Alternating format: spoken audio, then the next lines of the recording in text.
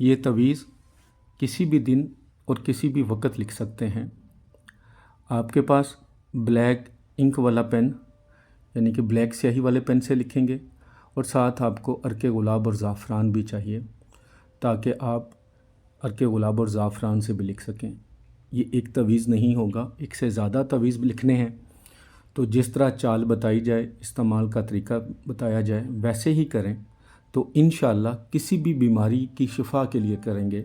किसी भी बीमारी में अगर मरीज़ है, लाइलाज बीमारी है या ऐसी बीमारी जो बहुत महंगी है और उसको शिफा नहीं मिल रही, इलाज नहीं हो पा रहा, तब इन तवीज़ों को आप बनाएंगे, जिस तरह समझाया जाए वैसे ही इस्तेमाल कीजिएगा, इंशाअल्लाह ज़रूर फ़ायदा होगा। इन तवीज़ों को लिखने की जो रूहानी इजाज़त चाहते हैं, दरूद पाक पढ़ के कमेंट्स बॉक्स में इंशाअल्लाह लिख दें। चैनल को सब्सक्राइब कर लें और कम से कम एक बार इस वीडियो को सदका जारिया समझ के ज़रूर शेयर कीजिएगा।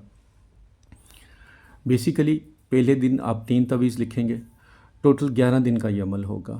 11 दिन करेंगे तो इंशाअल्लाह जैसी भी बीमारी क्यों ना हो, आपके मरीज़ को या ख़ुद आपके साथ मसला है, शिफा होगी। तवीज़ आपको स्क्रीन पर नज़र आ रहा है। जैसा मैं पहले बता चुका हूँ कि किसी भी दिन किसी भी वक्त इसको शुरू कर सकते हैं। सबसे पहले एक तवीज़ बनाएंगे ब्लैक इंक वाले पेन से। इंक वाला मतलब ये कि कोई भी स्याही यूज़ हो सकती है, ball pen, pointer, ball pen, और आप उस तवीज़ को बना के जो मरीज़ है उसके गले में डाल देंगे। दूसरा तवीज़ जो आपने बनाना है वो भी आप ब्लैक इंक वाले पेन से बनाएंगे। और तीसरा जो तवीज़ बनाएंगे वो ज़ाफ़रान और अर्के गुलाब से बनाएंगे। पिलाने वाला तवीज़ होगा।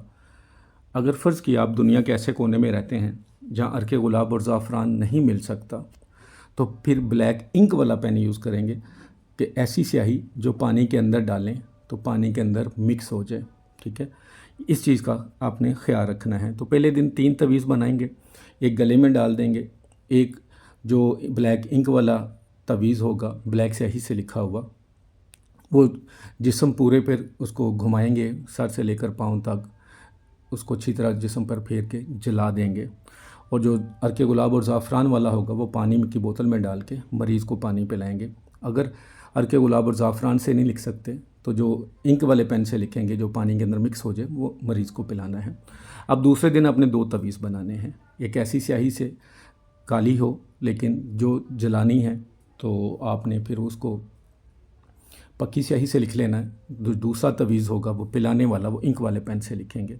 इसी तरह आपने 11 दिन 2-2 तवीज़ बनाते रहना है। एक मरीज़ को उसके चारों तरफ उसके जिस्म के फेर के जलाना है और एक को पानी की बोतल में डाल कर पिलाना है मरीज़ को।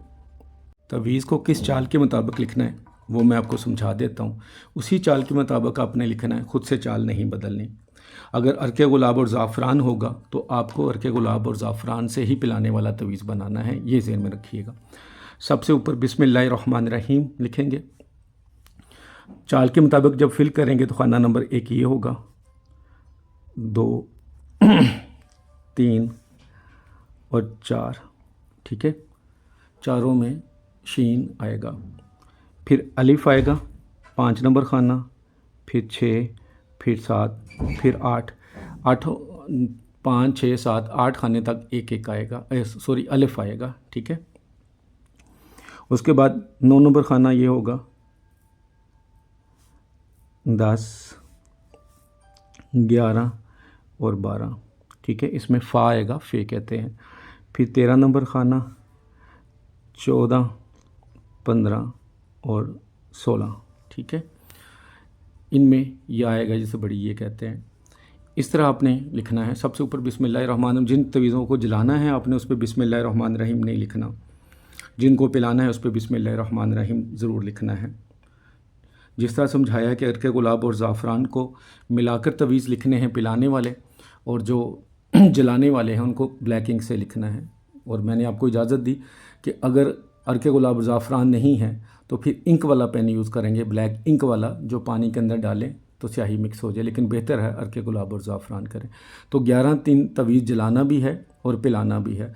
और अगर मरीज़ के गले में नहीं डाल सकते तो उसके बाजू पर तवीज़ बांध दीजिएगा। बहुत सारे लोग गले में तवीज़ नहीं डालते तो आप उनके बाजू पर बांध सकते हैं। इंशाअल्लाह जिस बीमारी से शिफा के लिए करेंगे। 11 दिन बिला नागा कर लें, शिफा मिल जाएगी इंशाअल्लाह। अगर कम शिफा मिली है, 100% बीमारी ख़त्म नहीं हुई, तो 21 दिन इस अमल को करें, इंशाअल्लाह शिफा मिलेगी। सदका जारिया समझ के शेयर कीजिएगा, दुआ में याद रखिएगा। अस्सलामु अलैकुम वरहमतुल्लाहि वबरकातुहू।